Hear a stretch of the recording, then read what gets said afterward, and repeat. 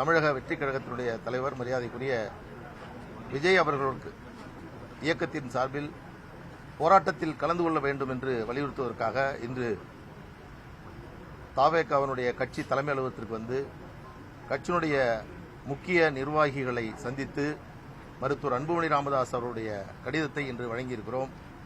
நிச்சயமாக போராட்டத்தில் எங்கள் கட்சியின் சார்பில் கலந்து கொள்வார்கள் என்று எங்களிடத்தில் தெரிவித்திருக்கிறார்கள். மிக மிக முக்கியமான ஒரு போராட்டம். தமிழ்நாட்டில் சமூக நீதி என்பது தந்தை பெரியார் மண்.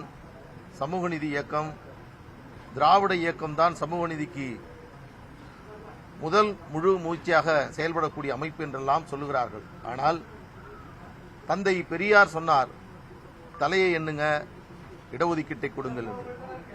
விகிதாச்சார இடஒதுக்கீடு வழங்க வேண்டும் என்றால் அதற்கு சாதிவாரி கணக்கெடுப்பு தான் மிக மிக அவசியமானது. ஆனால் தமிழக முதலமைச்சர் ஸ்டாலின் அவர்கள் சட்டமன்றத்தில் சொல்லுகிறார், எங்களால் சாதிவாரி கணக்கெடுப்பை நடத்த முடியாது, எங்களுக்கு அதிகாரம் இல்லை என்று சொல்லுகிறார். இது முழு பொய். இரண்டாவது, அப்படி ஒரு நிலைப்பாட்டை தமிழக முதலமைச்சர் எடுக்கக்கூடாது. கலைஞர் அவர்கள் உயிரோடு இருந்தால் எங்களுக்கு அதிகாரம் இல்லை என்று அவர் சொல்லியிருக்க மாட்டார். ஒரு தவறான ஆலோசனையின் அடிப்படையில், தவறான புரிதலின் அடிப்படையில் தமிழக முதலமைச்சர் நாங்கள் சாதிவாரி கணக்கெடுப்பு நடத்த மாட்டோம் என்று அறிவித்திருக்கிறார்.